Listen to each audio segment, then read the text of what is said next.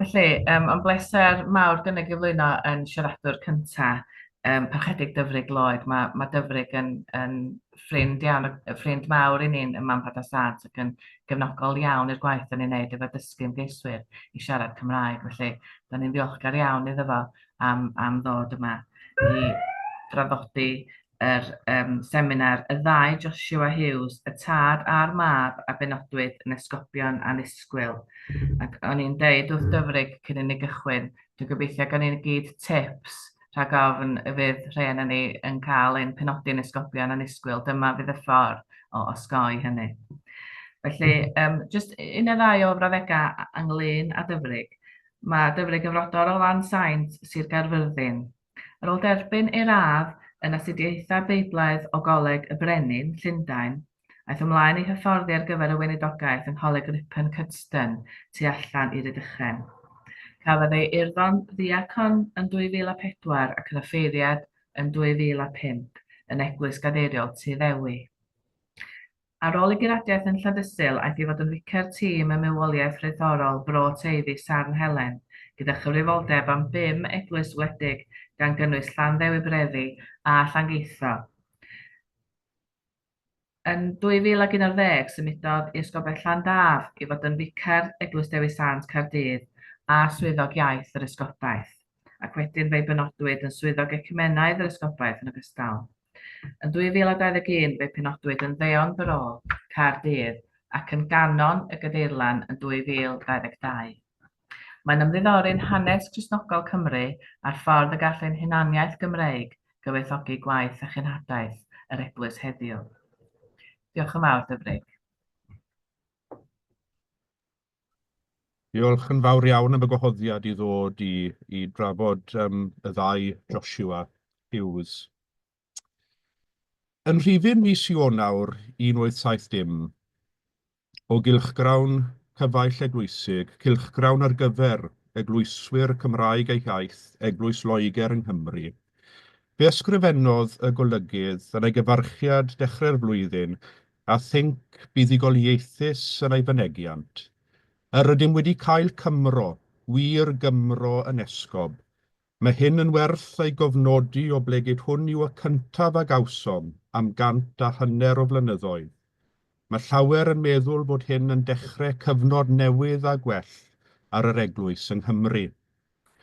Y Cymro, y gwir Gymro, hwn oedd y parchedig Joshua Hughes, vicar Llanymddyfri, a benodwyd yn esgob Llanelwy yn 1869 gan y prif weinidog Gladstone ar rhan y goron. Roedd hwn yn benodiad annisgwyl ac yn wir, fel byddwn yn gweld maes o law, yn benodiad dadleuol. Doedd Joshua Hughes ddim yn dod o'r un mowld a'r mwyafrif o esgobion y cyfnod hwn. Roedd e ddim yn dod o gefndir breintiedig na fonedd, roedd e chwaith ddim wedi derbyn ei addysg yn un o golegau Rhydychen na Chaergrawnt, ac efallai yn fwy na hynny, roedd e ddim wedi dal swydd uchel yn yr eglwys, megis archddeiacon neu ddeion eglwys gadeiriol. Cafodd Joshua Hughes ei ddyrchafu'n syth o fod yn vicar plwy i gader esgobol Llanelwy heb brofiad o gyflawni unrhyw uchel swydd yn yr eglwys. Roedd cefndir weddol gyffredin Joshua Hughes wedi gwneud rhai i gwestiynu doethineb y penodiad ac addasrwydd y dyn i ymgymryd â'r gwaith o fod yn esgob. Ond cyn i ni edrych yn fanylach ar fywyd Joshua Hughes ei deulu a hefyd ei fab, yr ail Joshua Hughes, Joshua Pritchard Hughes, a benodwyd yn esgob Llandaf yn 1955, mae'n werth i ni nodi fod penodiad Joshua Hughes fel esgob yn 1870 yn benllanw ymgyrch ymhlith nifer o eglwyswyr Cymraeg yng Nghymru a thu hwnt i weld Cymro Cymraeg yn esgob yng Nghymru. Am bron i 100 o flynyddoedd, ni phenodwyd esgob yng Nghymru a oedd wedi ei fagu yng Nghymru nac yn rhugl ei Gymraeg, ac roedd hyn yn peri loes i'r Cymru Cymraeg. Y marn y mwyafrif llethol roedd y duedd o benodi Saeson yn esgobion yn niweidiol i genhadaeth yr eglwys yng Nghymru ac yn un o'r resymau am y twf mawr yn anghydffurfiaeth ar ddiwedd y 19fed ganrif a'r 4edd ganrif ar 15. Un o broblemau mawr a oedd yn wynebu y rhai a oedd â chyfrifoldeb penodi esgobion oedd y ffaith fod esgobeithau Cymru yn dlawd ac yn methu ddod o hyd i'r incwm i gynnal esgob gan eithrio esgobaeth Llanelwy.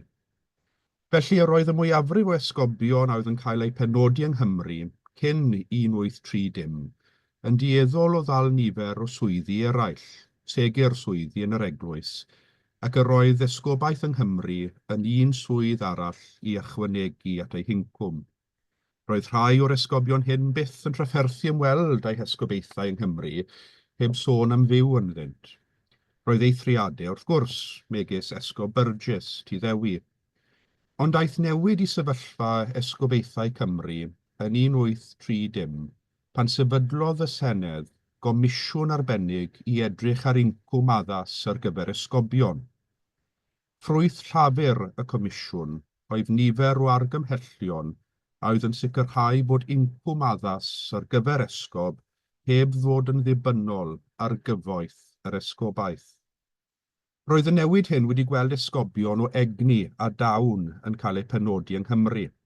Esgobion oedd yn barod i fyw yn eu hesgobeithau, megis Thirwel, Tyddewi, ac Olifant yn Llandaf, a Short yn Llanelwy. Ac roedd y rhai nid yn unig wedi bwrw ati ddysgu'r Gymraeg y gorau gallent, ond yr oedd ganddynt ymdeimlad o bwysigrwydd y Gymraeg ym mywyd eu hesgobeithau. Ond yr oedd aniddigrwydd cynyddol ymhlith y Cymru, bod Saeson yn barhau i gael eu penodi yn esgobion yng Nghymru, a rheini yn addo i ddysgu'r Cymraeg, ond ar yr un pryd yn methu a phrygethu yn rhugl yn yr iaith, ac yn bryn weithiau a'i ymdeimlad ar Cymru.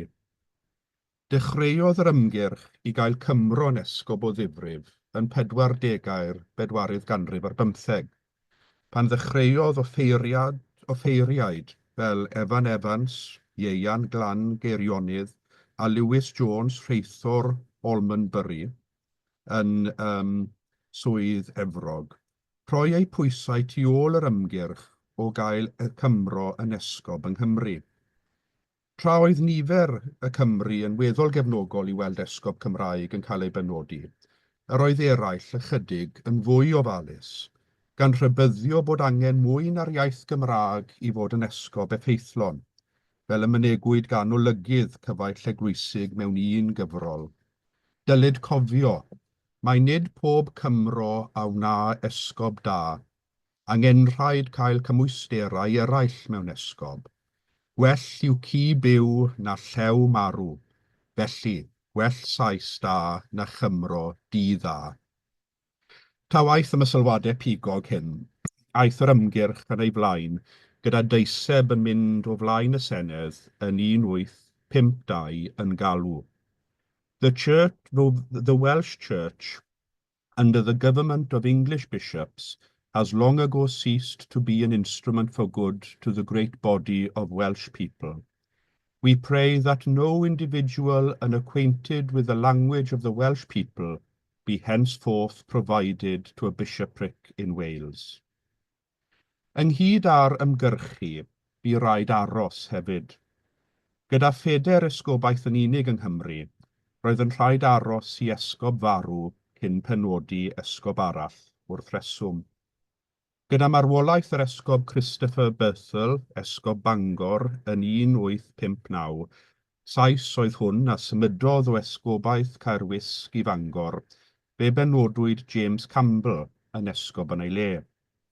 Ganwyd Campbell yn swydd ar gael, ond fe dreuliodd ei holl weinidogaeth yn esgobaeth Llandaf, gan gyrraedd swydd ar Chddeacon.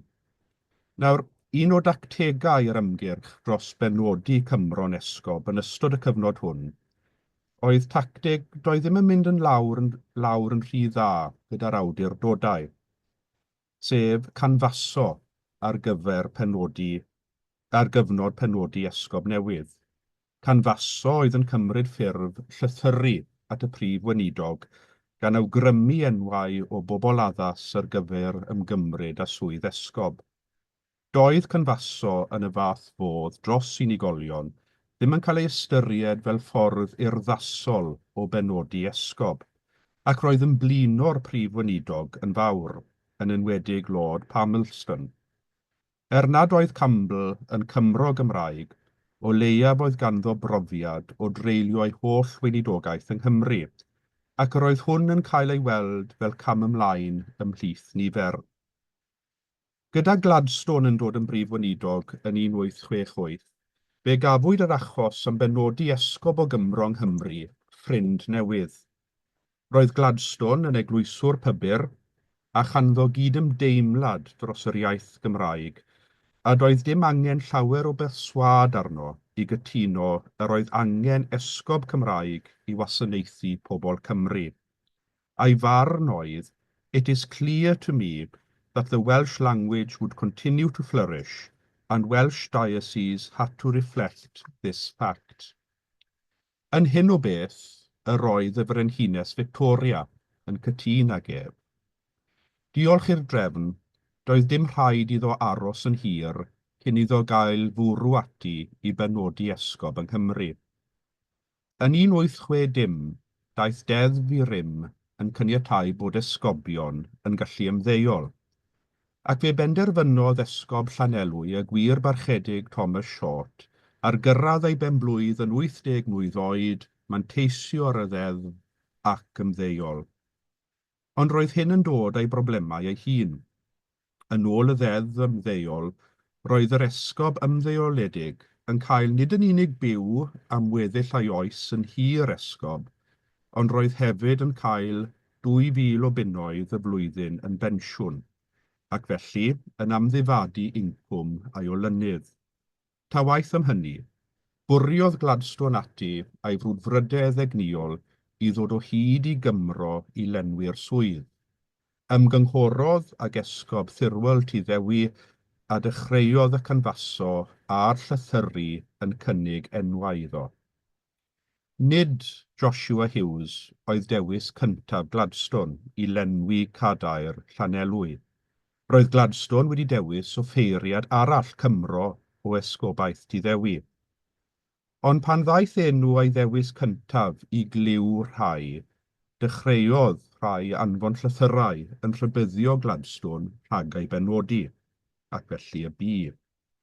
Felly roedd rhaid i Gladstone ddewis un arall, a'r tro hwn eto, ar ôl ymgynghori ag esgob Thirwel, penderfynodd Gladstone yn enw'r goron benodi Joshua Hughes, vicer Llanymddyfri. Yn vicer uchel ei barch yn pregethwr rhugl yn y Gymraeg a'r Saesneg, yn briod a merch i farwn, ac yn ôl Crockfords, llaw lyfr clerigion eglwys Loegr, roedd hefyd wedi bod yng Ngholeg y Frenhines Caergrawnt. Yn hyb Gladstone roedd Joshua Hughes yn gyfuniad perffaith, yn Gymro i'r carn, yn rhugl ei Gymraeg, trwy briodas a chysylltiadau a'r teuluoedd bonedd, ac yn ddyn a oedd wedi astudio yng Nghaergrawnt. Ond, ac yn achos cywilydd i Gladstone, pan aeth y newyddion bod Joshua Hughes wedi ei ddewis yn esgob Llanelwy ar led, nid pawb oedd yn hapus ar newyddion.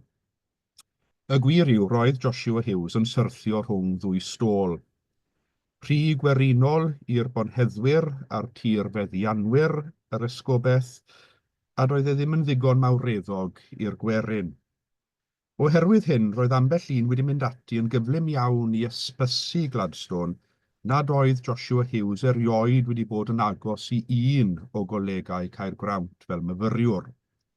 Rhybydd i ni gyd, dwi'n credu, i beidio chredu popeth dyn ni'n ei ddarllen yn Crockfords. Erbyn hyn, roedd Gladstone wedi blino ar chwilio am esgob newydd i Llanelwy. Fel prif weinidog roedd ganddo alwadau eraill ar ei amser ac esgobion eraill i'w dewis. Felly bodlonodd ar esboniad Joshua Hughes, mae camgymeriad llwyr oedd y cyfeiriad yn Crockfords, camgymeriad nad oedd ef ei hun wedi sylwi arno o'r blaen, a chyda chefnogaeth a geir da gan esgob thirwol Tyddewi penderfynodd Gladstone parhau a'r penodiad.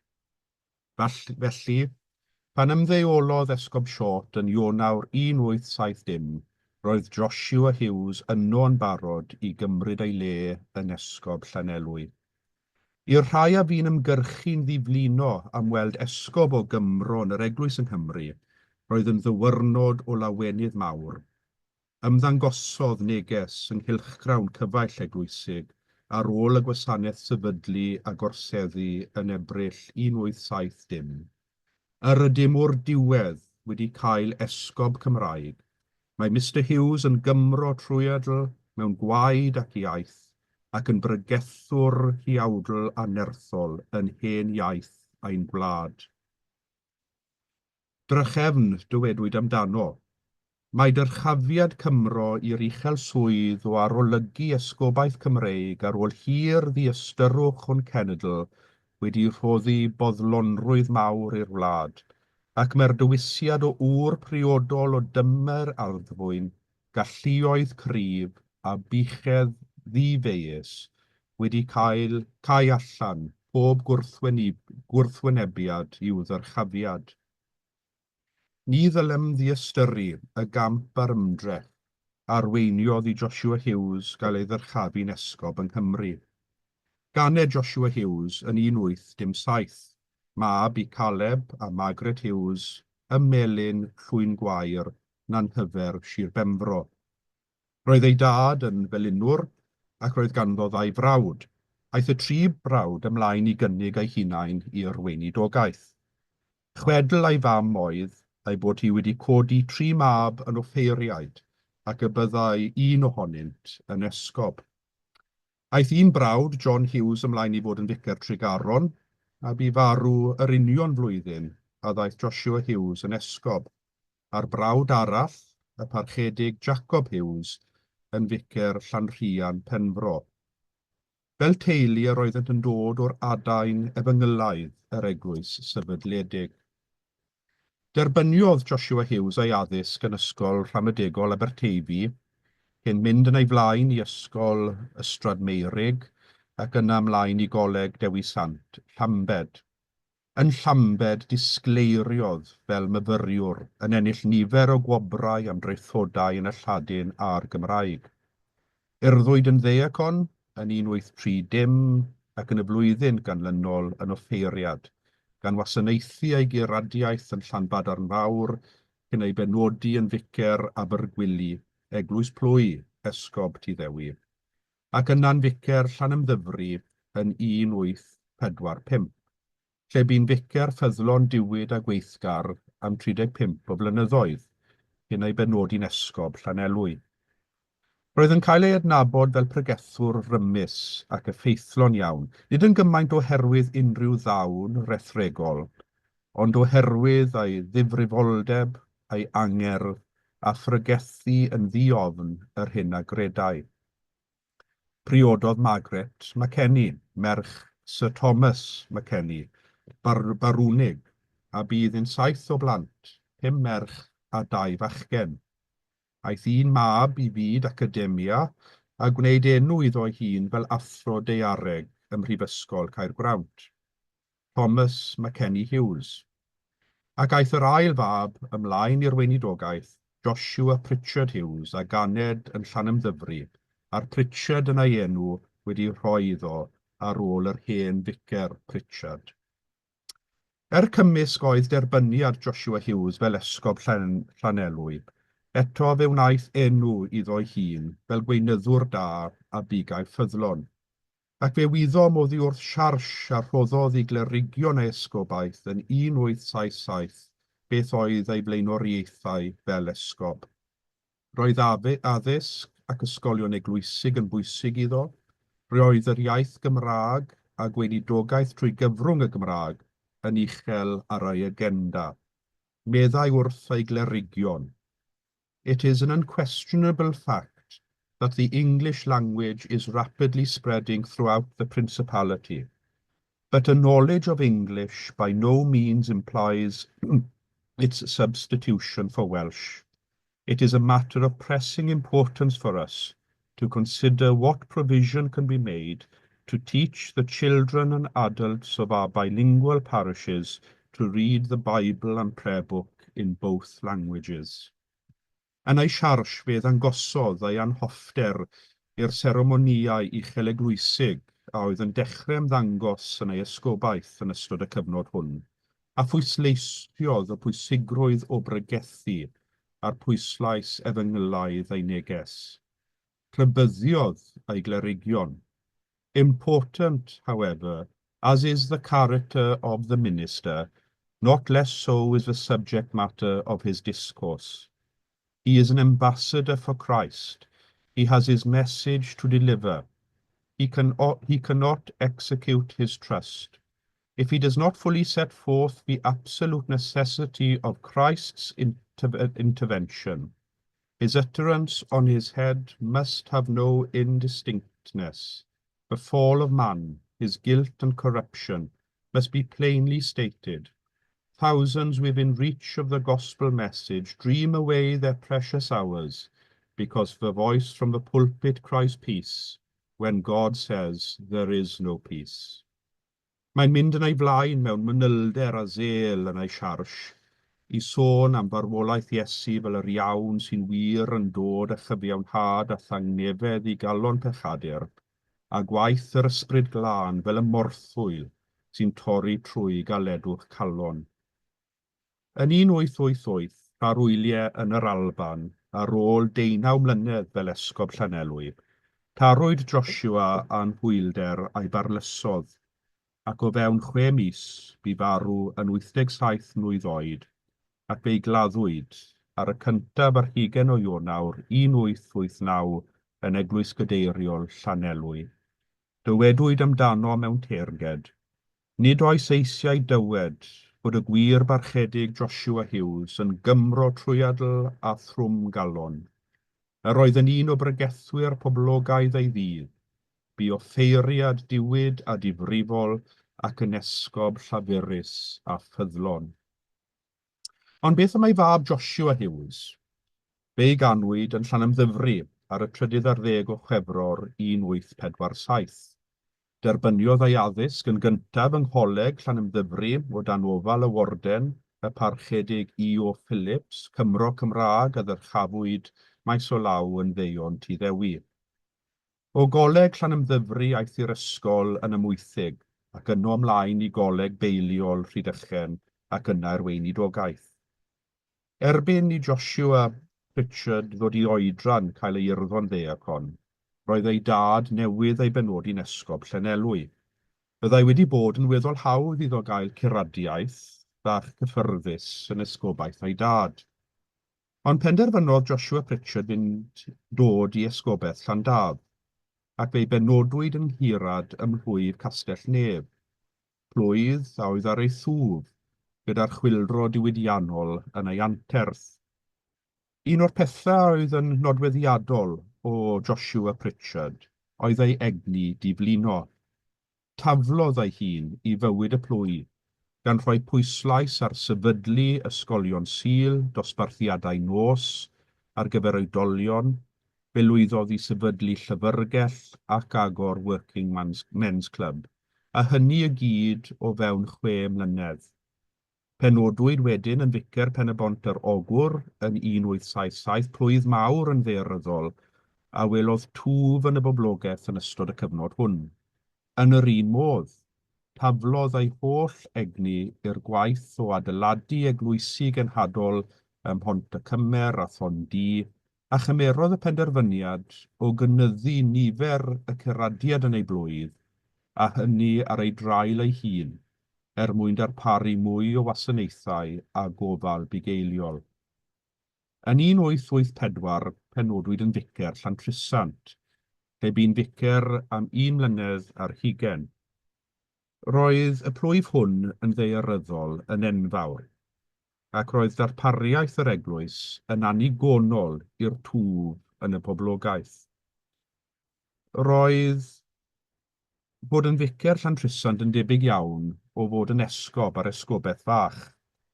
A chydau egni di blino, aeth ati I adnewyddu'r eglwys blwyf, adeiladodd 7 eglwys newydd yn y plwyf, gan greu plwyf gyda 12 o eglwysi ac 8 o geradiad i'w gwasanaethu. Ac yng nghanol ei waith a'i phrysurdeb gyda'r eglwysi a'r ysgolion eglwys yn ei blwyf, fe lwyddodd hefyd I ddod o hyd I amser I briodi. Fel ei dad roedd yn efengylwr o argyhoeddiad. Byddai rhai yn dweud roedd yn biwretanaidd ei natur, ond yr oedd hyn yn gymorth iddo greu berthynas dda gyda'i chwiorydd a brodyr anghydffurfiol. Roedd yn ddirwestwr mawr, a'i unig gyfraniad a wnaeth tu allan i'w blwyf oedd yn maes dirwest, gan sefydlu tŷ dirwest yn Llantrysant, The Red Dragon. Yn ei blwyf yr oedd yn uchel ei barch ac yn cael ei adnabod yn ddyn teg a phawb. Serch ei waith caled a diflino yn y plwyf, roedd e ddim yn ddyn a oedd yn cael ei adnabod fel unrhyw un o bwys yn yr esgobaeth. Roedd e ddim yn ddyn pwyllgora, na chwaith yn ficer a oedd wedi ennill enw fel un a oedd yn mofyn dyrchafiad yn yr eglwys. Felly pan gafodd ei benodi yn esgob Llandaf yn 1955, daeth ei benodiad yn syndod mawr i'w gyd glerigion, ac roedd rhai yn amheus oedd dyrchafiad. Fel ei dad, fe benodwyd o fod yn ficer plwyf I gader esgob yn annisgwyl a disymwth. Wrth ei groesawu'n esgob, dywedwyd amdano, "He is a man of many parts and throws himself with characteristic energy and thoroughness into all that he undertakes. While he has clear and definite church views and would not deviate a hair's breadth from what he believes to be true and right, it would be impossible to imagine the vicar of Bray trimming his sails to suit the prevailing gale. He has respect for the opinions of others and takes a wide and tolerant view of the difficulties which, within limits, must exist in the church." Doedd e ddim yn cael ei adnabod fel pregethwr mawr y pulpit, ond roedd pobl yn ei barchu am ei bregethau meddylgar, cryno ac ymarferol a'i naws.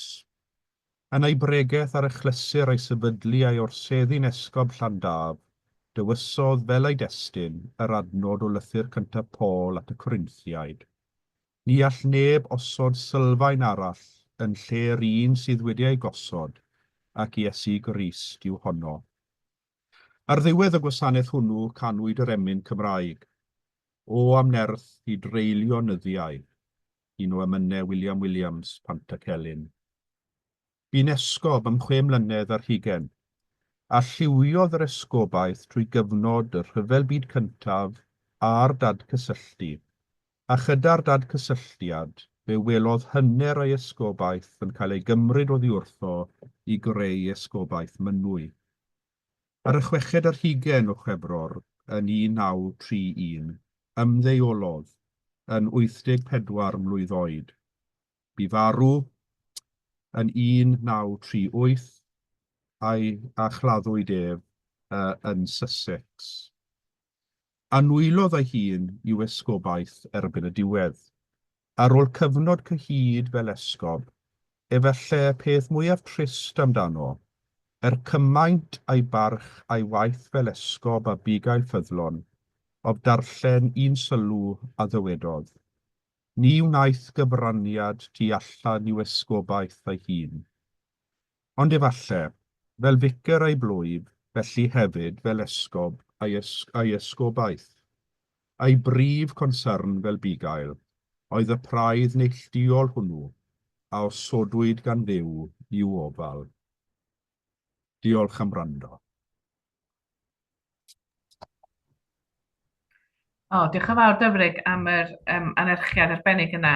Mae'n bod y wych cael mewn molediad dim jyst 2 ddyn, ond 2 gyfnod hefyd, hynod o ddifyr yn yr eglwys ac wrth I chi siarad o'n i'n medru wneud yr cysylltiadau efo'n oes ni, ond hefyd beth sy'n wahanol o beth sy'n un peth yn yn oes ni hefyd. Diolch yn fawr. Dwi'n gwybod fydd yna gwestiynau bydd, felly mae gen ni 5 munud rwan os ydych chi eisiau gofyn unrhyw gwestiynau I Dyfrig. Ainsley. Diolch yn fawr iawn, Dyfrig. Oedd yr ynerch yn rhagorol, a diolch man am y cyfle i ofyn cwestiwn. Cwestiwn o gyda fi, o ran y broses o benodi esgobion, a ni mewn ffordd yn ystod yr ynerchiad wedi pontio dau fyd fel yr eglwys wladol, rhan o eglwys Loegr, a wedyn symud i mewn i'r cyfnod ar ôl y dadcysylltu. Oedd ti'n sôn, Dyfrig, bod hwn mewn ffordd yn broses wleidyddol oedd na ganfasio ar gyfer esgob oedd yn Gymro Cymraeg yn ystod y cyfnod hwn.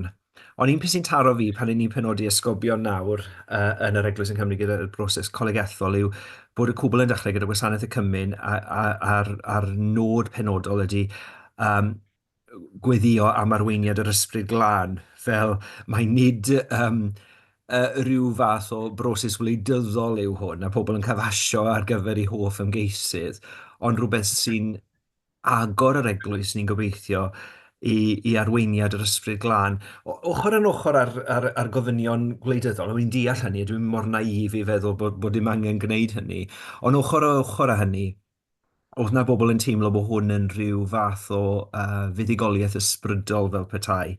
Bod na, o'r diwedd, oedd y Cymru'n cael ei rhyddhau o'i caethiwed fel teiogion fel petai i Loegr. Yn bendant wrth ddarllen, yn wedi gyda Joshua Hughes y tad yn cael ei benodi'n esgob, roedd wir teimlad bod bod y sefydliad wedi gwrando ar llais y Cymru, bod nhw moyn esgob Cymraeg, ond hefyd yr oedd yn gweld dyma cyfle, mae gan yr Eglwys yng Nghymru nawr bigel sydd yn gallu gweinidogaethu i'r Cymru Cymraeg yn y Gymraeg. Ac oedd hwnna teimlad o fuddugoliaeth yn rhai o'r pethau nes i ddarllen wrth baratoi yn tanlinellu hynny. Ac wrth gwrs oedd rho'r syniad o cael pregethwr oedd yn gallu pregethu, esgob oedd yn gallu pregethu yn Gymraeg, a'r teimlad bod nid yn unig fel ffordd o cystadlu ar pregethwyr mawr yr angyd ffurfwyr, ond hefyd fel modd o borthu'r praidd eglwysig yn yr iaith Gymraeg. So dwi'n credu roedd elfen o wleidyddiaeth, ond hefyd yr elfen o angen ysbrydol ymhlith y Cymru. Ond beth oedd hynny'n ddiddorol, oedd mwyafrif o'r pwysau'n dod am cael esgob Cymru, o'r offeiriad Cymraeg oedd yn gwasanaethu yn Lloegr. A nhw oedd wedi anfod y deiseb at y Senedd yn galw am esgob Cymraeg yng Nghymru. A wedyn oedd teimladau'n gymysg ymhlith y Cymru hunain. Fel dweud un enghraifft yn gweud bod yn well cael sais o esgob sy'n gallu gwneud y gwaith na Cymro sy'n methu.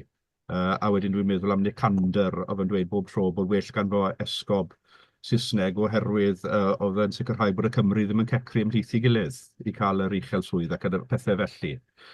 So oedd y teimladau'n gymysg, fi'n credu.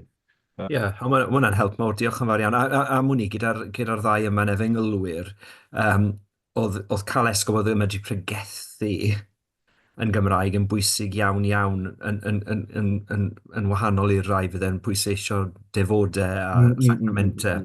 Oedd y gair yn bwysig iawn. A gobeithio bod rai o'r ffeiriad neu oedd yn Lloegr gyda'r reiseb yma, falle bod rai nhw wedi dychwelyd i Gymru yn sgil penodi.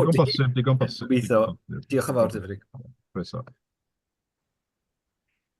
Mae gennym ni gyflawni un cwestiwn arall. Wrth gwrs, fe gennym ni gyfleoedd i holi Dyfrig ar ôl i'r sesiwn orffan, ond os gen rhywun gwestiwn arall maen nhw eisiau gofyn? Densil. Dim cwestiwn, ond sylw. Diolch yn fawr, Dyfrig, am hwnna, hynod ddiddorol. Falle bod ti wedi dod o hyd i'r cyfeiriad yn Wild Wales gan George Borrow, bod e wedi galw heibio yr eglwys yn Llanymddyfri pan oedd Joshua yn ficer, ac ar ôl yr oedfa oedd e'n cynnal seiat ar y patrwm Methodistaidd, a doedd George Borrow eriod wedi bod i seiat, ac oedd e'n hynod ganddo fe weld bod yr elfen Methodistaidd oedd yn dod, wrth gwrs, na'n hyfer, David Griffiths, na'n i dad yn y ffydd, wedi dod mewn i'r eglwys yng Nghymru, a mae'n siŵr gen i dyna un o'r resymau am dwf yr eglwys yng Nghymru, yng nghanol y 4eg ganrif ar 15, bod nhw'n dilyn dulliau llwyddiant yr angydffurwyr a'i sianelu nhw i mewn i'r eglwys. Ond mae'n syndod darllen hynny, y dudalen yna sydd gan George Burrow yn sôn am y dyn hwn. Ond diolch yn fawr i ti. Diolch. Dwi'n meddwl, beth ymharo fi Dyfrig, ti'n amlwg yn hoff iawn o'r ail, Joshua, dweud. O'n i'n teimlo bod chdi'n egbygu o'n fawr lle fel person. O'n ymygu weithgaredd fel peirad plwyf, a beth sy'n ddiddorol am Joshua Hughes, mae llawer o sôn amdano fel o ffeiriad plwy a'i gwaith yn Pen-y-bont yr Ogwyr a hefyd Llantrisant. Ond ychydig iawn dwi wedi dod ar draws, a dim digon o amser mewn gwirionedd, ond i waith fel esgob. Pawb yn canolbwyntio arno fe fel ffeirad yn hytrach na fel esgob. A'r gwaith yn arloesol iawn, doedd? Arloesol, sefydlu eglwysi newydd oherwydd bod y poblogaeth wedi tyfu a angen eglwysi newydd. Oedd e'n ddigon egniol a chraffus i fynd ati i gyflawni'r gwaith oedd angen i wneud. Diolch yn fawr Dyfrig, a mae fydd yna gyfle i chi holi ar ddiwedd y sesiwn hefyd. Felly, croeso cynnes i chi i ail hanner un sesiwn, a mae'n bleser gynnau hefyd i gyflwyno yr Athro Densil Morgan i chi. A teitl i araith ydy Robert Camber-Williams a Diwygiad 1914 i 5. Mae Densil yn un o gyd olygyddion y ddwy gyfrol, Gofal yn Gwinllan, a mae eisoes wedi cyfrannu at y gyfres hon y sgyrsiau. Y frodor o Dreforys, Cwmtawe, bu'n athro diwinyddiaeth ym Mhrifysgol Bangor ac yna ym Mhrifysgol Cymru Drindod Dewi Sands Llambed yr Pont Steffan. Bellach mae'n athro emeritus yno ac yn weinidog ar gylch Eglwysi Bedyddiedig Gogledd Teifi. Cyhoeddodd yn helaeth ar grefydd a diwinyddiaeth yng Nghymru a'i gyfrol ddiweddaraf yw Gras, Gobaith a Gogoniant, crefydd ac ysbrydolrwydd yn waith Emrys a Piwan. Os gyrraedd yn bersonol hefyd, dwi'n gwybod y gair Cymraeg am role model, ond mae Densil yn dipyn o role model i'r rhain yn ni sydd yn trio diwynydda yng Nghymru ac yn y Gymraeg hefyd. Felly, ar ran Athro fel Padan Sant hefyd, dyda ni wedi bod yn ddiolchgar iawn iddo fo am ei help ei gefnogaeth ar hyd y blynyddoedd. Felly, diolch yn fawr iawn i chi Densil yn bersonol, ond hefyd, da ni'n edrych ymlaen yn wirioneddol am eich anerchiad rwan. Diolch. Diolch yn fawr, Manon, am y geiriau caredig. Gair i ddweud i ddechrau, nid fi a fel ei fod yn treithi y bore yma,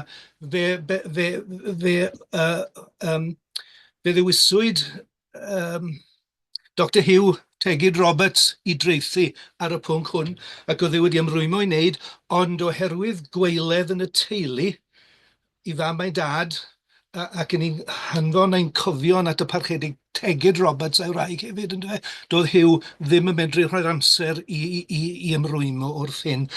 Ond fe sydd wedi gwneud y sylfaen oherwydd wy'n dibynnu fwy neu lai yn llwyr ar dreithawd ymchwil a gwnaeth Hugh nôl yn y flwyddyn 2002 ar Robert Camber-Williams ar wasg eglwysig Cymreig. Felly, pob dymuniadau Hugh ac yn ni'n meddwl amdano fe a'r teulu. Robert Camber-Williams a Diwygiad 1914-1915. Ganed Robert Williams, Bob Felyn Fach, yn Llanystumdwy ar y 10 o fis Mawrth 1860, yn fab i John Williams, Melynydd, a Margaret i'w wraig. Ef oedd yr ieuaf o 4 plentyn, 3 bachgen a merch. Fel David Lloyd George i gymydog a'i gyfoeswr, fe gafodd addysg elfennol drwyadl. Ac yn Methodist fe trwythwyd nid yn unig yn y tair ond yn y catechism eglwysig a'r credo yn ogystal. Ysgol genedlaethol ydoedd, a'i naws yn drwyadl eglwysig, mai plant i gapelwyr oedd y rhan fwyaf o ddigon o'r disgyblion a oedd yno. Blodeodd yn yr ysgol ac ar derfyn i gwrs fe gwnaed yn pupil teacher. Methodistiaid oedd y teulu, a blaenor Methodist oedd John Williams y tad, ond yn cynyddol fwy anesmwydd gyda'r radicaleiddio oedd yn digwydd ymhlith arweinwyr i gyfundeb ar y pryd. Methodist o'r hen stamp ydoedd, yn fodlon ar y sefydliad eglwysig yn gweld yr eglwys wladol yn wrthglawdd yn erbyn pabyddiaeth a'i deimladau tuag at yr hen fam yn ddigon gresog. Pan ddyfarnodd y Methodistiaid o blaid cefnogi y Liberation Society, gyda seiad Llanystumdwy yn annog i aelodau i wahardd i plant rhag mynychu gwasanaethau eglwysig, fe fwriwyd John Williams a'i fab i gyfyn gyngor. Y canlyniad oedd i Bob, beth bynnag, ddyfarnu yn erbyn y Methodistiaid, ac o dan gyfarwyddyd rheithor y plwyf gael ei dderbyn i gorlan yr eglwys. Mi oedd hyn tua 1875 y cyntau yn 15 oed. Arhosodd fel athro cynorthwyol yn Llanystumdwy tan 1879, ac ar ôl 6 mis yn dysgu ym Modian Llun, fe symudodd i Fangor i baratoi at gymeryd urddau. Yno fe ddaeth o dan ddylanwad y deon charismatig Henry T. Edwards.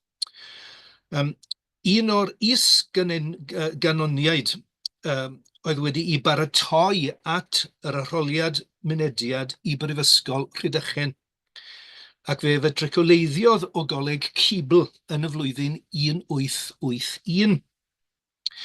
Coleg tractaraidd oedd Cibl, a sefydlwyd yn 1870 i goffáu cyfraniad John Cibl, un o arweinwyr mudiad Rhydychen. Y mudiad y ffurfiwyd yn y 30au i bwysleisio natur gatholig Eglwys Loegr. Mi oedd naws crefyddolder baroc Coleg Cibl i weld yn narlun enwog Holman Hunt, The Light of the World, a roddwyd i grogi yn y llyfrgell pan oedd Williams yn fyfyriwr yno. Mae'r ffaith mai uchel eglwyswr oedd H.T. Edwards a Cibl yn goleg tractaraidd yn arwyddo naws diwioldeb Williams o hynny allan. Catholigwr Anglicanaidd fyddai ar hyd i yrfa. Disgleiriodd yno gan raddio gydag anrhydedd yn y dosbarth cyntaf mewn diwynyddiaeth yn 1885, a threulio tymor yng ngholeg diwynyddol Ely, y tu allan i Gargrawnt, i gwblhau i hyfforddiant offeriadol. Fe hordeiniwyd yn ddeacon gan James Campbell, esgob Bangor, yn yr un flwyddyn, a'i sefydlu i geradaeth Eglwys y Santes Fair yn y ddinas, ac ymhen blwyddyn i urddo yn y ffeiriad.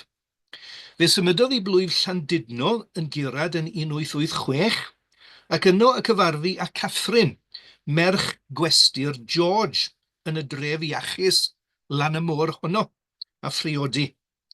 Yna, yn 1887, wedi cwta flwyddyn yno, fe'i penodwyd i'w fywoliaeth gyntaf, yn Nolwyddelan. A mi fyddai'n aros yno am 9 mlynedd tan 1896, gan ennill brif fel un o ffeiriad mwyaf ymroddgar yr esgobaeth. Yn ogystal ac ymroi i weithgareddau oddi mewn i'r plwyf, fe fi'n weithgar yn y frwydr gynyddol fwy chwerw, ynghylch datgysylltu a dadweddoli Eglwys Loegr. Gyda phenodi A.G. Edwards yn esgob Llanelwy yn 1889, fe gynyddodd y tensiynau rhwng eglwyswyr ac ymneilltuwyr yn ddirfawr, a mi oedd vicer Dolwyddelan yn barod at yr ymgyprys. Ei tholwyd ef yn ddarlithydd gan Gymdeithas Amddiffyn yr Eglwys yn esgobaeth Bangor, ac fe groesodd gleddyfau ac Evan Jones, gweinidog pwerus Capel Moreia Carnarfon, ac un o ladmyryddion mwyaf digyfaddawd ymgyrch y datgysylltu. Fe gafwyd adroddiad am y croes dynnu yn y pamffled ymfflamychol Dadl Dolwyddelan 1890, gyda'r naill baffiwr yn ergydio yr un mor galed a'r llall. Mwy gorffenedig oedd ei gyfrol penodau hanes yr eglwys yng Nghymru 1891. Sylwedd cyfres o ddarlithoedd poblogaidd ar natur a hanafiaeth yr eglwys Gymreig. Ynddynt mae'n dadlu'n gryf o blaid y cyswllt hanesyddol rhwng eglwys a gwladwriaeth a dilysrwydd ei gwaddoliadau, gan fyny mae olynydd uniongyrchol hen eglwys y Cymru oedd y sefydliad cyfoes, ac ef y gynrychiolaidd fuddiannau ysbrydol y genedl yn unol ag anian yr un eglwys lân, gyffolig ac apostolaeth. Fel rheliw haneswyr uchel eglwysig y cyfnod, pwysleisiodd barhad y ffydd trwy gyfrwng yr olyniaeth apostolaeth, bod y diwygiad Protestanaidd wedi adfer yr eglwys i'w ffurdeb cynhenid, tra mae mudiad eglwysig oedd diwygiad Efengylaidd y 19fed ganrif, gyda'r tadau Methodistaidd yn glynu wrth yr hen fam tan sism derfynol ac anffodus os nad anesgusodol 1811. Yn sgil yr adfywiad presennol dylid rhoi'r hawl i'r eglwys ddatblygu yn unol a'i theithi cynhenid, gan gadw ei buddiannau fel y gallai alw'r genedl yn ôl at gyflawnder y ffydd apostolaeth. Wedi gyrfa helyntfawr drwy aml ddyffryn tywyll a thros lawer gwastadedd corsiog, meddai, gadawn yr eglwys yn un ac y cawsom hi ar y dechrau ymhellteroedd niwlog y drydedd ganrif. Wel, polemig politicaidd oedd hyn yn hytrach na hanesyddiaeth gytbwys, ond mi oedd yn seiliedig ar wybodaeth eang ac ni ellid amau fod ei ergydion yn effeithiol dros ben. Mi oedd Williams eisoes wedi bwrw i brentisiaeth fel awdur gyda chyfres o ysgrifau ar grefydd yn oes Mari Tudur ymddangosodd yn yr haul yn y flwyddyn 1885. O hynny ymlaen fe ymroes i lenydda fwyfwy, a'i ysgrifau at ei gilydd yn filwriaethus wrth ymneilltuol. Fe droes o leiaf ddwy o'i ysgrifau yn bamffledi. Yr ochr arall i'r ddalen, John Penry a'i helynt a'i amserau yn 1894, ac yn yr un flwyddyn pamffled a'i henw yn esgobyddiaeth. Fe wrthwynebodd yn chwyrn awydd yr ymneilltuwyr i droi y Puritan o gefn brith yn eicon cenedlaethol.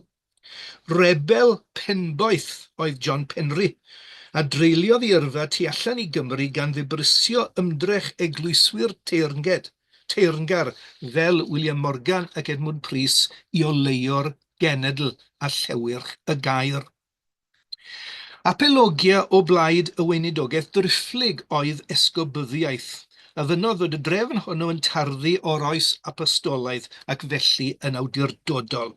Dyma drefn Duw, meddai. Y drefn y sefydlodd ar apostolion sanctaidd yn ôl cyfarwyddyd ein gwaredwr ac o dan yr ysbryd glân, y madail a hon nis gallwn. Cymaint oedd y gwerthfawrogiad o'i lafur llenyddol nes i ddewis yn 1893 i gynorthwyo y canon Ellis Roberts, Ellis Wyn o Wyrddau yn gyd olygydd yr haul, ac yn dilyn marwolaeth Ellis yn 1895, Williams a benodwyd i'w elynu. Byddai'n parhau yn y gader olegyddol tan 1898. Wedi 9 mlynedd o weinidogaethu llwyddiannus yn Nolwyddelan, yn 1896 fe'i penodwyd yn ddarlithydd yng Ngholeg Dewi Sant Llanbedr Pont Steffan. Y prif athro oedd John Owen, deon Llanelwy gynt, ac fel Williams yn frodor o Sir Gaernarfon, o Laniestyn yn Llŷn yn ei achos ef. Mae'n bir debyg mae Owen a ddenodd i gyd o gleddwr ei gymell i ymgeisio am y swydd. Yn ôl y nodyn yn gazette y coleg, apwyntiwyd to the new lectureship in theology a gentleman of high academic distinction and of wide reputation in Wales as an able theologian, the Reverend R. Williams, M.A., Vicar of Dolwyddelan, editor of The Hael. Am fod na Robert Williams arall, yr athro Cymraeg eisoes ar y staff, unig amod yr apwyntiad oedd bod Williams yn newid I enw. O hynny ymlaen, Robert Camber-Williams a fyddai. R.W. Cambrensis oedd yr enw wrth droed I ysgrif gynharaf yn yr hael, 1 mlynedd ar 10 ynghynt. Prif dristwch y darlithydd newydd a'i wraig wrth symud oedd iddyn nhw orfod gadael 4 o blant ar ôl y mynwent Dolwyddelan. Einion yn 4 blwydd oed, Bronwen yn 10 blwydd, Dorothy yn 5 mis a Robert Eilian yn 3 mis. Colledion chwerw bob un. Fodd bynnag, fe ymroes Camber-Williams yn egniol I holl weithgareddau y coleg. Yn ogystal â'i waith academaidd, fe wnaeth yr hyfforddiant ymarferol yn flaenoriaeth, yn cynghori'r myfyrwyr ynghylch sut orau I bregethu I fugeilio ac I ymwneud â phobl gyffredin yn eu trallod. Fe ddengis yr adroddiadau yng ngholofn wythnosol y Llan, pa mor boblogaidd ydoedd yn y coleg, a'i ymroddiad I fywyd Cymraeg y myfyrwyr yn cael ei werthfawrogi yn fawr. Mi oedd y cwlwm rhyngddo a John Owen yn dyn, ac ymhen 2 blynedd yn 1899 ar prifathro bellach yn esgob Tyddewi, fe benododd Camber-Williams yn ganon genhadwr yr esgobaeth, yr esgobaeth fwyaf o ran arwynebedd yn holl dalaith Caergaint. Fe sefydlwyd hefyd yn Brebendary yn y Gadeirlan, ac o hynny allan fel y canon Camber-Williams y byddai'n cael ei adnabod. Mi fyddai'n heithio yn aml ac ymhell, ei weithred genhadol gyntaf oedd ffurfio math o seiadau, Societies for Sacred Study, yn y deoniaethau gwlad, gyda'r offeiriad yn dod ynghyd yn rheolaidd I astudio, gweddio a chynnal I gilydd. Erbyn diwedd 1901, mi oedd seiadau o'r math wedi ffurfio yn archfeoniaeth Tyddewi ac yn neoniaeth San Clair, Caerfyrddin, Llandeilo, y Gelli Gandryll, Aberhonddu a thair deoniaeth Brycheiniog.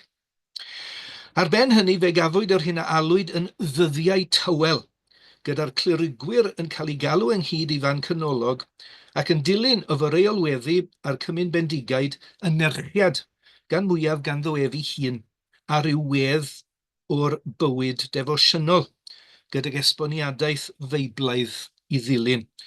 Yn Llanbed ym mis Ebrill 1901, enghraifft, fe gafwyd cyfres ohonyn nhw ar epistol at y Rhufeiniaid yn faes Llafur. Prif ffocws y gwaith fodd bynnag oedd y cenedlaethau plwyfol, lle gwahoddwyd ef a'i gynorthwywyr I ymweld â rhyw blwyf neu gilydd am wythnos ar y tro. Y cyntaf yn Gatholigwr Anglicanaidd, mi oedd y wedd sagrofennol yn flaenllaw yn yr ymgyrchoedd hyn, ond fe gair pregethu efengylaidd le amlwg hefyd. Wrth ddwyn I gof y genhadaeth I ddyffryn Elan yn 1912, a llawer o nafis o Birmingham yno adeg adeiladu'r cronfeydd dŵr, meddai I gyd genhadwr, Daniel Jenkins, teimlem fod calon yn llefaru wrth galon. Yr oedd y gydwybod yn cael ei chwilio. Byddai'r grandawr yn cael golwg arno'i hun fel yr ydoedd. Cyfadasau yr angen am waredwr yn glir o flaen I feddwl. Byddai'r gynulleidfa yn gwresogi a gwerth yr efengil yn cael ei theimlo yn fwy nag erioed. Ers dechrau'r ganrif athrwygydol 1912 ac 1913, mi oedd y tymheredd ysbrydol wedi bod yn codi drwy'r wlad.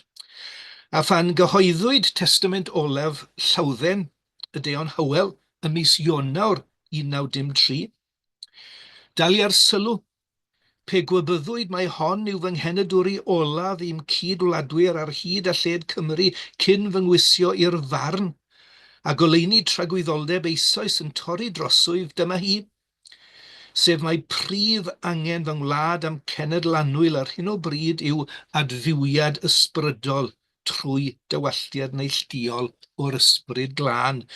Buodd Sean Aled y tro diwetha yn treithi ar llawdden gan ddyfynu y geiriau hyn sydd ar y gof golofn iddo fe, neu'r y fain coffa iddo fe yn Tyddewi. Mi oedd yna deimlad ar led fod gwawr ysbrydol neilltuol ar ddyn torri. Fe ddaeth mwy o angerdd i ymdrechion Camber-Williams ac mae'r genhadaeth a ganhaliodd ym mhentre diwydiannol Pontardawe, y Morgannwg ym mis Mai 1955 yn enghraifft dda o natur yr awyrgylch ar y pryd.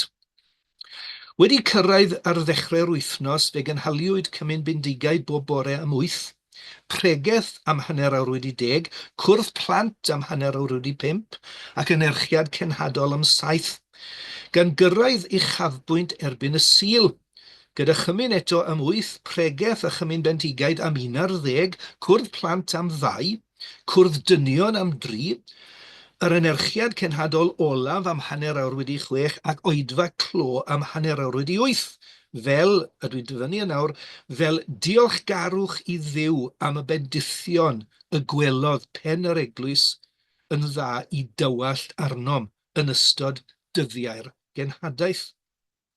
Yn ôl y droddiad y llan, mi oedd y Gwasanaeth Cymraeg i'w ragedd ar y dydd Mawrth wedi denu 300 o wrandawyr, gan enyn cais am 3 chyfarfod tebyg arall i ddilyn.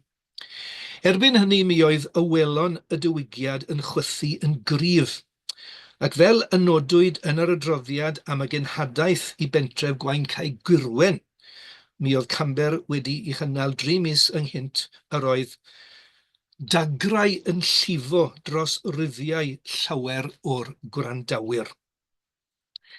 Fel ffenomen ymneilltuol yr ystyriwyd Diwygiad 1954-55, gan mwyaf, a dawodd i ôl ar y capeli yn fwy nag ar yr eglwysi plwyf. A mi oedd Camber-Williams yn dra ymwybodol o hynny. Ef 1950 oedd golygydd y St David's Diocesan Gazette. A mynodd neilltu o 3 rhifyn, Ionawr ac Ebrill 1955, Awst 1955 a Rhagfyr 1955 i nodi fod yr eglwys yng Nghymru nid yn unig yn cefnogi'r diwygiad, ond wedi cael ei chyffwrdd ganddo yn ddwfn. Dwi'n mynd i hepgor y darn nesaf, yr ysgrif gyntaf gan ddeon Tyddewi Williams, a'r ail ysgrif gan esgob Tyddewi John Owen, a'r ddwy ysgrif yn annisgwyl efallai, nid yn unig o blaid y diwygiad, ond yn bendant o blaid y diwygiad. Ond dwi'n mynd i gynoli ar gyfraniad Camber ei hun, sef y 3ydd ysgrif yn y Gazette. Y mwyaf cynhwysfawr o'r ysgrifau oedd y droddiad Camber-Williams ei hun, o'r araith y droddododd yn y Gyngres Eglwysig yn Weymouth yn Hydref 1955. Coming as I do from Wales, meddai, the best service I can render is to give some account of the revival with which we have been lately blessed, its rise, its workings, the church's share in it, and some of its more obvious lessons. Mi oedd bydolrwydd, sgeptigiaeth yr ysbryd digrefydd ar waith ers tro, meddai, a dehead dwys ymlith crefyddwyr am ryw ymwared o ddifri. Mi oedd y cenedlaethau plwyfol cynyddol niferus yn ymateb i hwn, gyda dysgeidiaeth y cynhadon yn cynoli fwyfwy ar athrawiaeth yr ysbryd glân. Mi oedd testament olaf Llawdden wedi cael effaith trydanol trwy y wlad. Ac ymhen misoedd mi oedd argoelion fod adfywiad wrth law.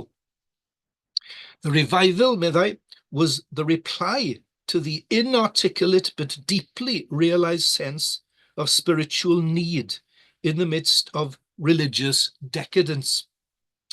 Esboniodd fel roedd y mudiad wedi cychwyn ym mis Chwefror 1954 ymhlith Methodistiaid Calfinaidd y Cei Newydd yng Ngheredigion. Erbyn Tachwedd mi oedd wedi ei ymlygu hun ym mhentre diwydiannol Caslwchwr. The central figure there was a young working man named Evan Roberts. Yn fuan ar ôl iddo fe ddechrau hyfforddi am y weinidogaeth Methodistaidd yn yr ysgol baratoi yng Nghastell Newydd Emlyn, fe deimlodd reidrwydd i ddychwelyd i gynhadu ymhlith i gyd ieuenctid ym Morgannwg. Cadwch hwn mewn cof wrth i chi wrando ar hyn. Dyma chi uchel eglwyswr, uchel swyddog yn yr esgobaeth. Nid yn unig yn... Does dim gair o ferniadaeth yn erbyn Evan Roberts. Chymod? Ac i feddwl ar y pryd y tensiynau rhwng eglwys a chapel yng nghanol y frwydr datgysylltiad, mae'n rhyfedd pa mor hynod gefnogol mae Camber o'r bachgen yma, Evan Roberts. In appearance, he is tall and somewhat slightly built, with an open, genial, refined countenance, over which a winning smile breaks. Today, in spite of all the worldwide fame into which he so suddenly leapt, he remains utterly simple, humble, and unaffected.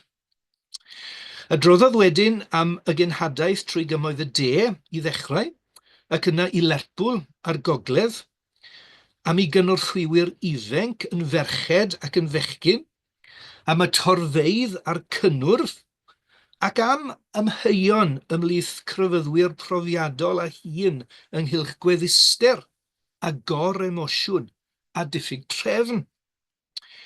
It should be remembered, however, that the Holy Spirit works through human instruments and only perfects them in the process. Yr hyn oedd yn drawiadol fodd bynnag oedd yr effeithiau cadarnhaol a ydywodd y diwygiad ar ei ôl. It soon appeared that the hard, materialistic indifference into which the population of the industrial districts was settling had been shattered as by an earthquake. Religion had become the question of the day. The levels of the coal mines re-echoed not, as of old, to curses and blasphemy, but to the sound of prayer and the strain of praise. Mi oedd fi hun wedi wahodd gan reithor Caslwchwr i gadarnhau y gwaith oedd yn digwydd yn y plwyf trwy gynnal cenhadaeth arbennig yno. Tra sianelodd clerigwyr eraill yr egnion ysbrydol newydd i mewn i ddillwedd yr addoli Anglicanaidd traddodiadol. The clergy hastened to roll out the melted steel, which was malleable, without stopping to inquire the why and the how that the furnace had become so readily heated.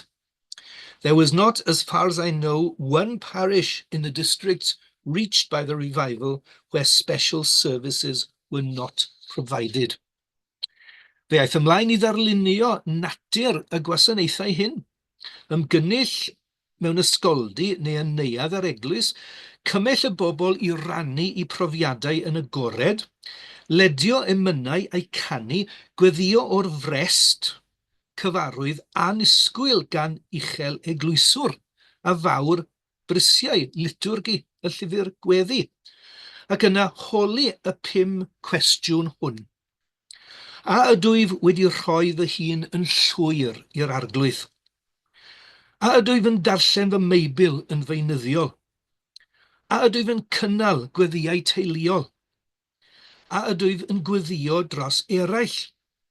A ydwyf yn gwneud popeth a allaf I ddwyn eraill at Grist? Ar ymateb, we found the people in a wonderful state of spiritual receptivity that we had often longed for and prayed for, but never before experienced. Whole congregations were often in tears, and touching scenes were witnessed as men and women came up to give themselves to God. Terfynodd I ynerchiad trwy bwysleisio yr angen am ofal bugeiliol cyson i'r troedigion, am well dealltwriaeth o'r cysyniad o droedigaeth, a mae hyn yn ddiddorol iawn, gwell dealltwriaeth o'r cysyniad o droedigaeth yng nghyd-destun athrawiaeth bedydd a'r ailynedigaeth, a'r buddioldeb o dystio yn agored I Grist. It would appear that the open confession of Christ is almost a condition of spiritual growth, while hearing such is to others the most helpful encouragement and instruction. Such, meddai I gloi, has been the Welsh revival.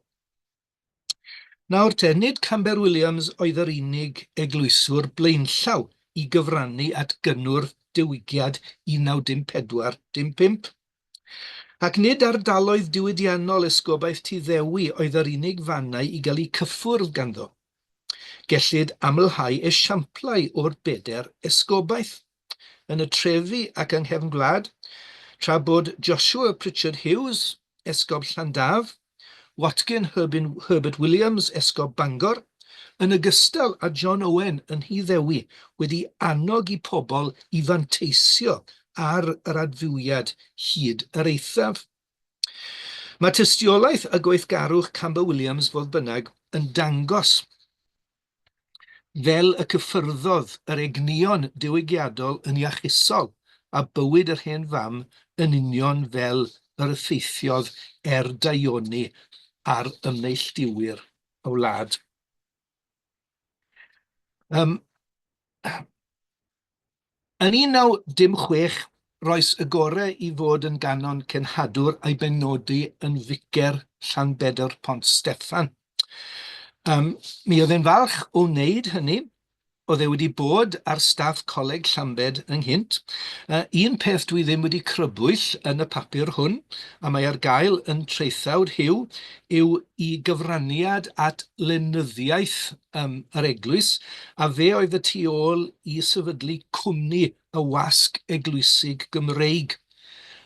Oedd ei chanolfan yn Llambed, cyhoeddwr y llan a cyhoeddwr yr haul. Oedd e'n falch I fynd nôl yn y ffeiriad yn Llambed.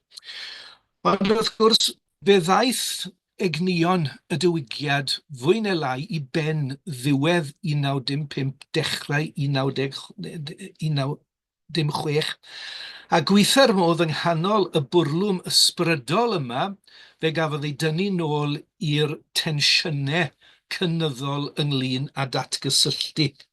Fe ymroes i'r frwydr datgysylltu yn paratoi ystadegau ar gyfer y Comisiwn Brenhinol yn 1910. Fe fu farw Catherine I wraig yn y flwyddyn honno 1910, ac yna fe dorrodd I iechyd I lawr yn 1914. A fel ydych chi'n cofio, fel ydych chi'n gwybod, dechrau'r rhyfel byd cyntaf a blwyddyn pasio y ddeddf I ddatgysylltu yr eglwys yng Nghymru, rhywbeth mi oedd Camber wedi ymladd yn galed yn erbyn y peth, ond oedd e'n amlwg erbyn 1910, 1911, mae dyna a fyddai yn digwydd. Torrodd ei iechyd I lawr yn 1914.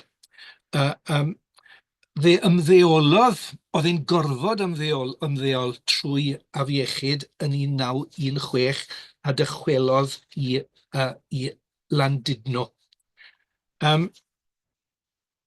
Mawrth 1923 oedd y tro olaf iddo fe cael ei weld yn gyhoeddus yng ngwasanaeth sefydlu ficer newydd Llanfair Isgair.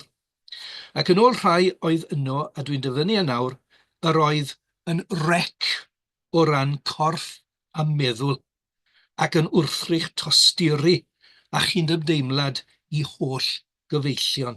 Mae'n amlwg, dyn ni ddim yn gwybod beth oedd yr afiechyd, ond mae'n amlwg bod e'n ddifrifol a bod e wedi effeithio yn drwm arno fe, fel oedd blynyddoedd o'r rhyfel yn mynd ymlaen ac ar ddiwedd y rhyfel. Yr oedd yn rec o ran corff a meddwl ac yn wrthrych tosturi a chydymdeimlad I hoff gyfeillion. Wedi cystydd hir bu farw ym mis Mawrth 1924 a'i gladdu y mynwent Tudno Sant ar ben y gogarth. Mi oedd yn 64 mlwydd oed. Gair ei gloi, un o arwyr anghofiedig ar eglwys yng Nghymru yw Robert Camber-Williams. Mi oedd yn ddyn disglair hynod ymroddedig a'i galon o blaid ar eglwys a chymreictod yr eglwys yn llosgi yn eirias boeth.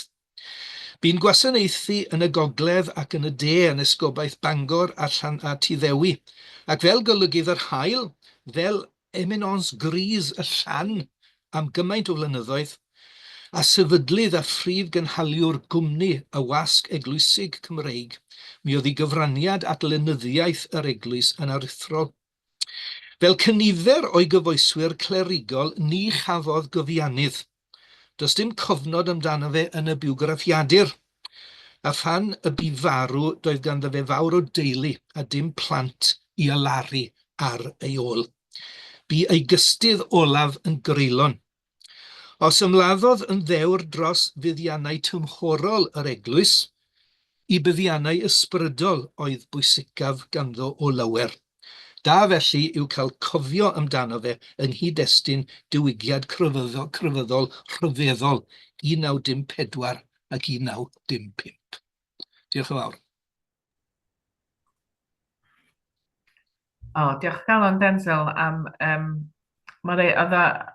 O'n i'n teimlo bod chi rei deimladwy, bod ni'n hefyd rei deimladwy, bod ni wedi medru cofio rhywun oedd wedi cael bywyd reit trwy drist mewn rhyw ffordd, ond wedi reid i fywyd ar gyfer y pethau ddo'n deimlo yn gry dros nhw, felly diolch yn fawr. Os gen i unrhyw gwestiynau, da chi eisiau gofyn rwan cyn i ni fynd i'r paned ar clonc? Dwi'n mynd i cydweud paned ar clonc, so dydy clonc i'm yn air sy'n ei ddefnyddio. Dwi'n gweld bai ar Densil bod ni'n galw fo'n paned ar clonc. Clonc mae bobl Llambed yn dweud, de. Dwi'n mynd i clonc yn pen llyn. Na, y jungle chi'n gweud yn gogledd, ne? Ainsley. Wel, lle chi alw fe disgled ar jungle ta, mwyn cyflwyno'r drysu'r gogledd ar de. Diolch yn fawr, Den. Mae rwy'n fi gofyn cwestiwn to, ond dwi'n gofod diflannu'n syth o'r hyn, dwi'n ymddiheuro. Ond y cwestiwn mwy na lai yw, dwi'n gwasanaethu fel swyddog ecumenaeth taleithiol yr Eglwys yng Nghymru ar hyn o bryd yn rhywbeth yn swydd bresennol. Mewn ffordd, chi'n bod o Robert Camber-Williams wedi yn nghyd-destun yr diwygiad dim 4-5 yn ecumenydd cyn i amser mewn ffordd, yn dod e, ni'n cydnabod bod yr 20fed ganrif wedi bod yn chwildroadol o ran dealltwriaeth a pharch yr eglwysi at ei gilydd. Oedd e'n rhagorol gweld fel uchel eglwyswr yn gweld cymaint o fydd yn y diwygiad, yn Evan Roberts ei hunan, ar yr un llaw yn medru cael cenhadaeth gyda chymynbedigaeth bob bore ag ati, o'r elfen sagrafennol gref iawn, ond ochr a hynny, gyda'r pregethu a'r angerdd cenhadol yn dyfed, jyst sylw mewn ffordd. Oedd e'n iach iawn i glywed, achos yn aml iawn i ni fel eglwyswyr, a falle bod hwn yn wir mewn traddodiadau, yn pegynu, naill ni ar y pen Catholig neu ar y pen Efengyledd, a dde rhywsut yn gallu cymryd y gorau o'r cwbl, a hwnna ddim yn rhywbeth ni wastad yn neud yn llwyddiannus, neu gyda'r awydd i wneud, os dwi'n onest. Ond diolch yn fawr iawn, oedd e'n rhagorol. Diolch. Croeso, ie. Oedd gynnau jyst un cwestiwn sydyn hefyd. Oedd yn amlwg, oedd ar ddechrau yrfa, yn berson oedd yn tynnu pobl i ben, doedd, yn erbyn diwedd i yrfa, oedd o lot mwy dall pobl o safbwyntiau gwahanol o felly, ac yn medru gweld gwerth fatha safbwyntiau gwahanol. Dych chi'n meddwl na jyst wedi aeddfedu oedd o ta nath o newid i feddwl? Wel, bod e'n werthfawrogol o'r diwygiad, ac bod e'n barchus iawn, yn annisgwyl, hynod annisgwyl o barchus o Evan Roberts, eglwyswr o fe, ac oedd dim fawr o ymwneud neb arall, dim ond eglwyswyr. Felly, dwi ddim cweit yn wir i ddweud bod e'n ecumenaeth, doedd e ddim yn ecumenaeth, mewn gwirionedd, oherwydd oedd hi wedi cael ei foldio gan frwydr y datgysylltu ac oedd e'n yn erbyn y datgysylltu ac yn erbyn yr neillwyr oedd o blaid y datgysylltu. Ond yr hwn sydd yn y nefoedd a chwardd yn fe, anfonodd Diwygiad yng nghanol hyn i gyd.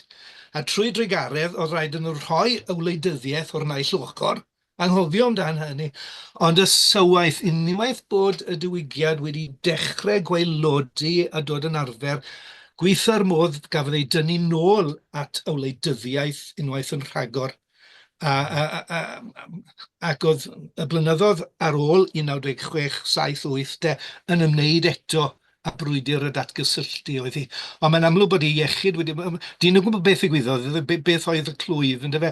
Ond mae'r blynyddoedd ola'n drist iawn amdano fe. A mae'n drenu, chymod, bod wedi cael iechyd i fedru datblygu pethau. A gweld yr eglwys newydd, oedd e ddim eisiau gweld yn digwydd digwydd, a mewn gwirionedd yn blodeuo am ei bod hi wedi cael ei datgysylltu.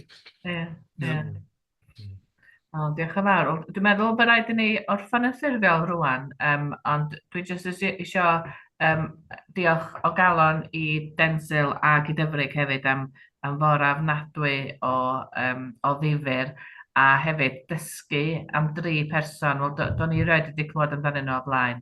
Felly, do'n i wedi dysgu lot am 3 person oedd yn ddylanwadol iawn yn ei oes. Felly, diolch o galon i'r 2 o'na chi. A mi fydd yna gyfle rwan os ydych chi eisiau holi cwestiynau'n fwy anffurfiol. Felly, da ni jyst orffan yr sesiwn yn fwy swyddogol rwan.